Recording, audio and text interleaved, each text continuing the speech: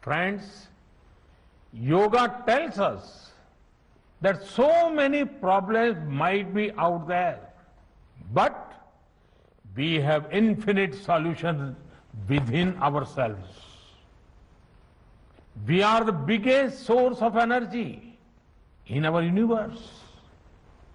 We do not realize this energy because of the many divisions that exist.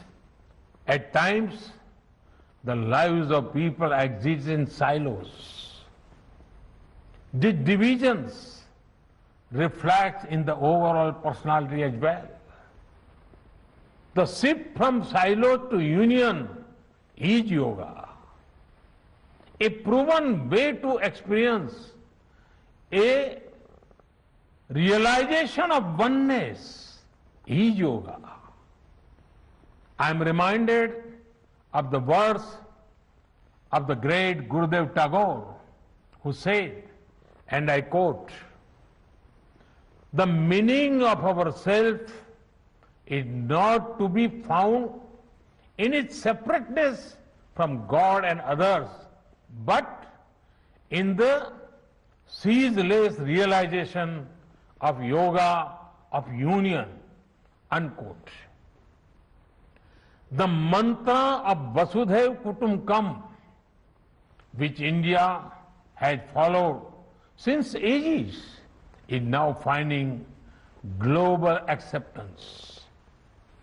We all are praying for each other's well-being.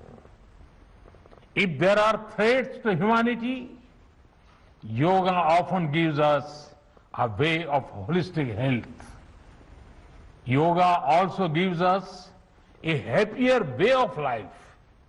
I'm sure yoga will continue playing its preventive as well as positive role in healthcare of masses.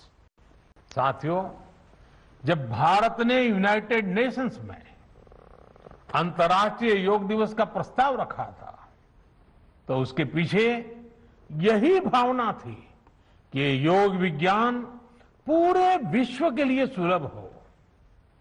आज इस दिशा में भारत ने United Nations WHO के साथ मिलकर एक और महत्वपूर्ण कदम उठाया है। अब विश्व को एम योगा ऐप की शक्ति मिलने जा रही है। इस ऐप में कॉमन योगा प्रोटोकॉल के आधार पर योग प्रशिक्षण के कई वीडियोस दुनिया की अलग अलग भाषाओं में उपलब्ध होंगे। ये आधुनिक टेक्नोलॉजी और प्राचीन विज्ञान के फ्यूजन का भी एक बेहतरीन उदाहरण है। मुझे पूरा विश्वास है एम योगा ऐप योग का विस्तार दुनिया भर में करने और वन वर्ल्ड वन हेल्थ के प्रयासों को सफल बनाने में बड़ी भूमिका निभाएगा। साथियों, गीता में कहा गया है, तम विद्या दुख संयोग वियोगम योग संगीतम, अर्थात दुखों से वियोग को, मुक्ति को ही योग कहते हैं। सबको साथ लेकर चलने वाली मानवता की ये योग यात्रा हमें ऐसे ही अनवरत आगे बढ़ानी है। चाहे कोई भी स्थान हो, कोई भी परिस्थिति हो, कोई भी आयु हो, हर एक के लिए योग के पास कोई न कोई समाधान जरूर है। आज विश्व में योग के प्रति जिज्ञासा रखने वालों की संख्या बहुत बढ़ रही है। देश विदेश में योग प्रतिष्ठानों की संख्या में भी वृद्धि हो रही है। ऐसे में योग का जो मूलभूत तत्व ज्ञान है, मूलभूत सिद्धांत है, उसको कायम रखते हुए योग जन जन तक पहुंचे, अविरत पहुंचे, निरंतर पहुंचे, ये कार्य आवश्यक है। और ये कार्य योग से जुड़े लोगों को, योग के आचार्यों को, योग के प्रचारकों को साथ मिलकर करना चाहिए।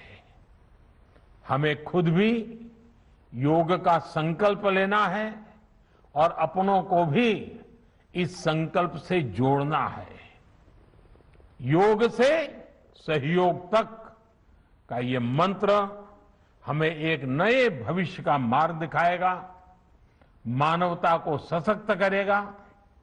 इन्हीं शुभकामनाओं के साथ आज अंतर्राष्ट्रीय योग दिवस पर पूरी मानव जात को, आप सभी को बहुत बहुत शुभकामनाएं, बहुत बहुत धन्यवाद।